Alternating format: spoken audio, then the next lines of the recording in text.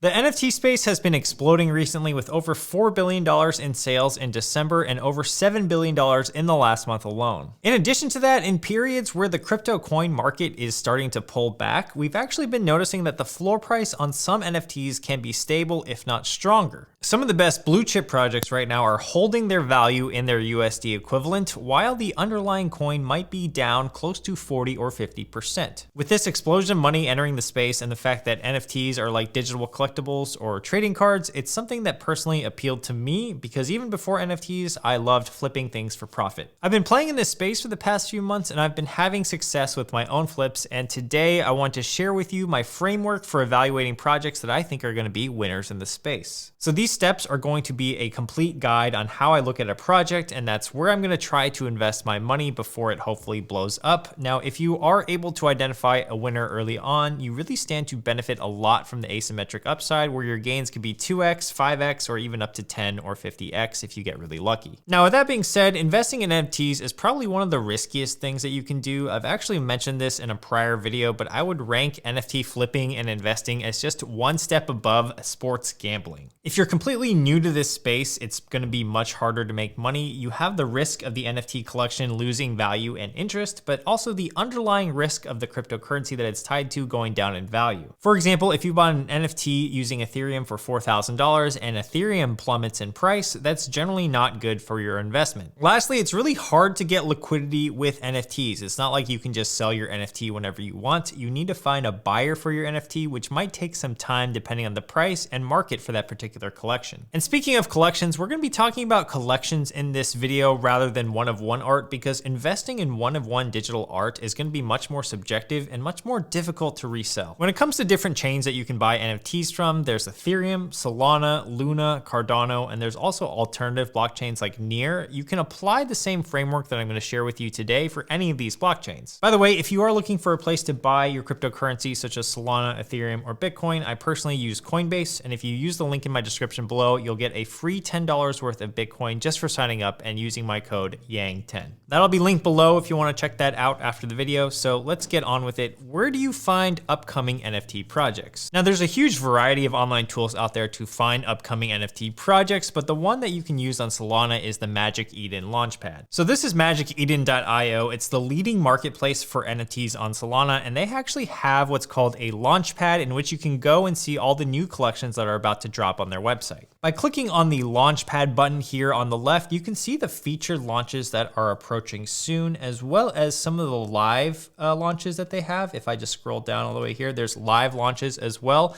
and a whole roster of upcoming launches that you can see is quite overwhelming, because we have one that's about to drop in an hour and 21 minutes, another one in 19 hours, another one in 22 hours, etc. Now, it is a lot of work to go through all the projects and vet them, but it also presents a lot of opportunities, and we'll go through a live case study at the end of this video where we vet the project with the framework that I'll share with you today. Another website you can use is called rarity.tools. So if we actually just go to rarity.tools, you'll see in the top section here, there's a section called Upcoming. If you click on that, you'll see all of the upcoming NFT drops and their prices and their dates. So if we scroll down right here, these were all yesterday's sales, but if we scroll down to today's sales, that's where we'll be able to see all the upcoming NFT projects, their prices, and exactly what time they drop. So this one, for example, the Super Creators, they drop at 6:22 a.m. today, so that might have already passed, but it was 0.11 Ethereum, which at the time of this recording is probably $286 to mint one of these Super Creator NFTs.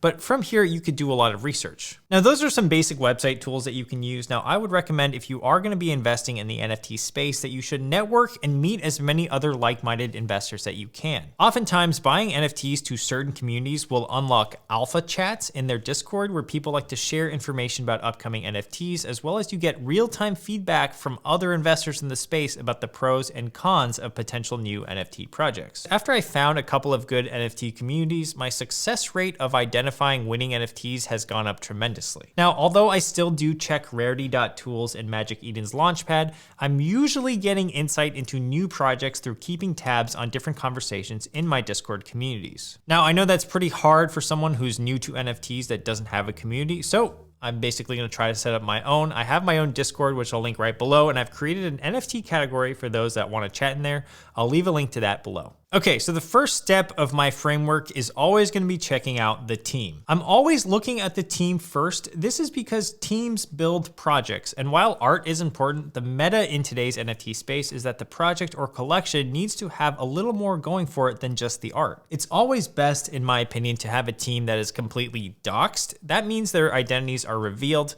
Now, this is not the norm in the crypto space, as many people prefer to operate anonymously. However, if a team's identity is revealed or doxed, the chances of you getting rugged and having the team run away with all of the NFT revenue is lowered considerably, because these people have their reputations on the line as well as their public information is probably out there. Let's take a look at a case study real quick. Here's the Dazed Ducks website. It's a Solana NFT project of 10,000 different dazed ducks. And one of the biggest reasons I invested into this on mint day was that in researching the website, I actually saw something really interesting. So if I scroll down right here, you can click meet the team behind the Dazed Ducks Metagalactic Club. Now, what I found was super interesting that if we scroll down right here, they actually had made a YouTube video revealing the team.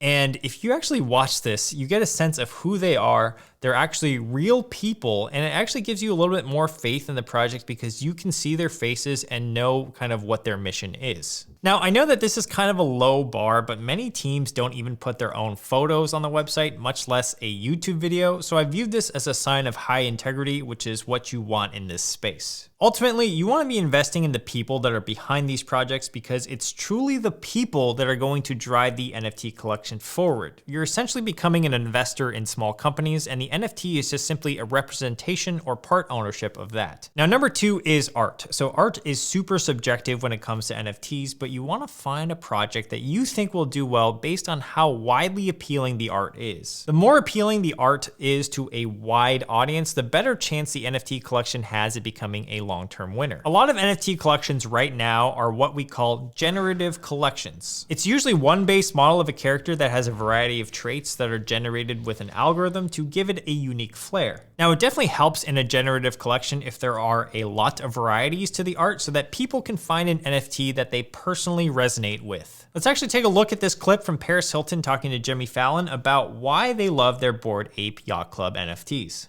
This is my ape. Yours. Yours is so cool. I love the red heart sunglasses. I love the captain hat. It reminded me of me a little bit because I wear striped shirts. I've worn these heart sunglasses because my daughters, just as a joke, they have them, and as a joke, I put them on. So I've done this. They look like they could be friends. They're buddies. And by the way, that Bored Ape that Jimmy Fallon purchased, it cost him $216,000 at that time. Now, when it comes to the art, the artist is also definitely important. If the artist has a reputation in the art world, it could definitely bolster that NFT collection's value. For example, this is the Doodles NFT project that launched on Ethereum last year. And if you actually go down, we can see that the artist is named Scott Martin and Burnt Toast is his alias. If we actually take a look at his portfolio, we can see that he had done beautiful illustrations before, sometimes even for big companies like Google, Skillshare, and also Adobe and Huawei. So he had a reputation in the space, and when you pair that with a good team and a decent roadmap, it's no wonder when an NFT does well. The Doodles floor price raised from the starting average price of around 1 to 1.5 Ethereum in November all the way to a floor price of around 13 to 14 Ethereum right now, which by the way is almost a 10x return in Ethereum terms in just a couple of months. In terms of dollar values, I did the calculations based on the price of Ethereum in November versus now, and you're looking at a 6x return on your money. So when it comes to the art, you definitely want it to have some mainstream appeal, plus if it has some appeal where people can get emotionally invested into the art, that's always a positive thing. Let's actually talk about the next thing to look for, number 3 and number 4, which are the roadmap and the unique differentiators of the project. A roadmap is a project's intentions for further development down the line, especially after they mint out. Good projects typically have aspirations to do way more than just be a profile picture collection, and they'll usually have unique differentiators of their project that set it apart from others. Usually this type of innovation will spur an increase in the floor price of the project. There's typically a premium on unique features, so if you're able to identify if a feature is unique by spending a lot of time in this space, that's usually going to be a bullish sign for the project. I'll give you guys another example. So I bought Boryoku dragons right here on the second day after mint on the secondary market, and one of the coolest things at the time was that they actually had what's called a Boku token that they were going to airdrop to their holders every single day. This token concept was completely novel and new at the time with Solana NFTs, and ultimately became a differentiator that made the rest of the community follow suit. These days, you're going to see a lot of Solana Solana projects launching with a token being airdropped to you just for owning the NFT.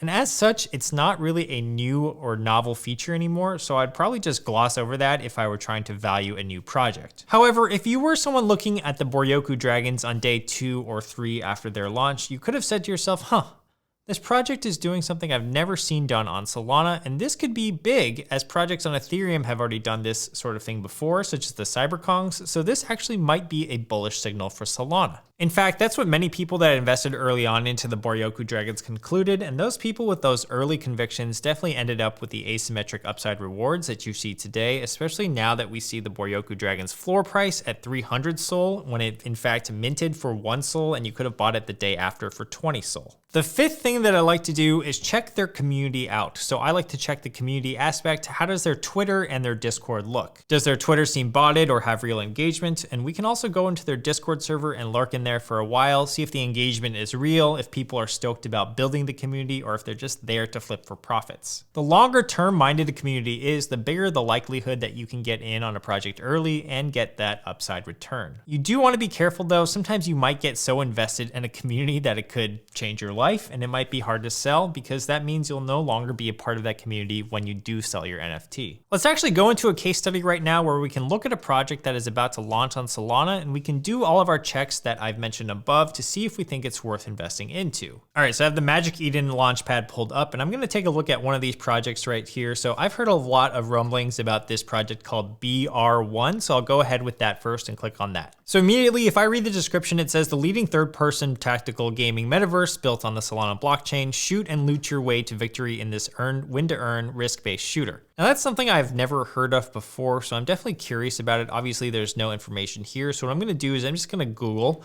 BR1 Solana NFT and see if the Twitter pops up. All right, so the first result I see here is BR1, which is BR1 Metaverse. So that's basically the Solana, it's built on the Solana blockchain. So it's the same NFT project. And if we actually just scroll down, I just wanna see if the engagement is real. Oh wow, we have a demo right here, which is pretty cool. So you don't really see this on Solana that much. It's a working product, a working demo. It actually looks pretty dope. So I think that's a really bullish sign for this project already. And we can see that it has a lot of engagement here. If we just keep scrolling down, 29 likes on this tweet right here with 8 replies. If we keep scrolling down a little bit more, let's see here. This one has 2 replies and 67 likes. It seems like the engagement is real on here, especially, okay, this one is an opinion piece, so let's actually click into it. And it doesn't look like they have bot replies, like these actually look like real replies, so that's always a good sign. All right, so the next thing that I wanna do is figure out who is the team behind this game, because that's gonna give me a little bit more insight into whether or not this is a good project. So I'm gonna go ahead and on their Twitter, I'm gonna click br1game.com and just kind of like look through their website, try to find a team page if I can find one. But if I can't find one, I might just have to go to their Discord. So the site does look professional, which is nice, but I don't see anything about a team just yet. Our partners, nope, that's not exactly the team.